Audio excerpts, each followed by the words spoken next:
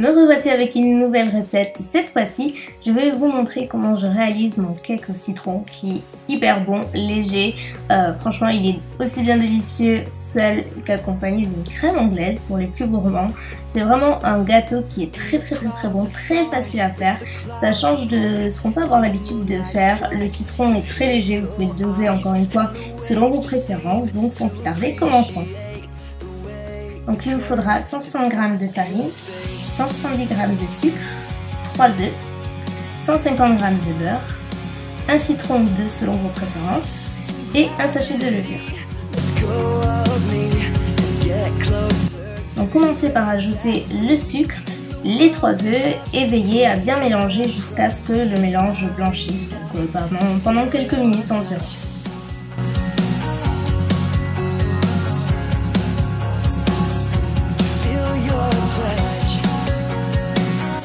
Ajoutez ensuite la farine et le sachet de levure, puis mélangez une nouvelle fois. Il suffit de mélanger entre chaque étape en fait.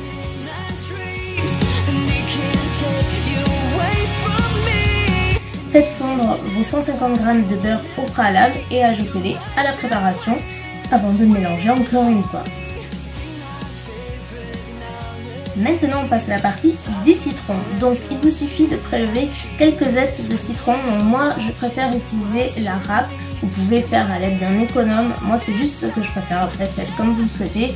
Pour prélever des zestes de citron, si vous ne savez pas, il vous suffit juste de prélever la partie jaune du citron et surtout pas la partie blanche qui est dessous car elle est plus amère.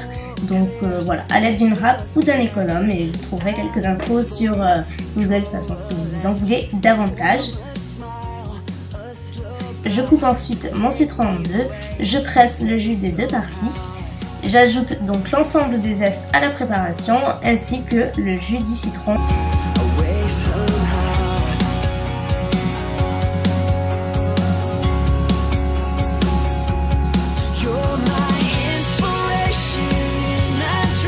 Après avoir versé votre préparation dans un moule beurré au préalable, surtout n'oubliez pas parce que sinon c'est un gâteau qui va accrocher, vous allez avoir du mal à le démouler.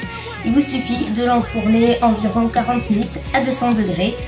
Et le gâteau est cuit lorsque vous plantez un couteau au milieu et que la lame ressort entièrement sèche. Et voilà à quoi il ressemble à la sortie du four. Donc moi comme je vous l'ai dit, je l'ai démoulé, je trouve ça plus joli en présentation. C'est plus facile à couper également, mais comme je vous l'ai dit, il faut vraiment le beurrer au préalable. En tout cas, vraiment bien graisser le plat pour le démouler plus facilement. Et vous voyez qu'il y a quelques endroits où il a un petit peu souffert, mais globalement, il est intact. Et surtout, il est très bon. Donc, comme d'habitude, si vous recréez la recette, n'oubliez pas d'utiliser le hashtag ElsaCuisine afin que je puisse liker vos photos. C'est quelque chose que j'adore. Et puis voilà, moi je vous dis à très bientôt pour la nouvelle vidéo. Bye!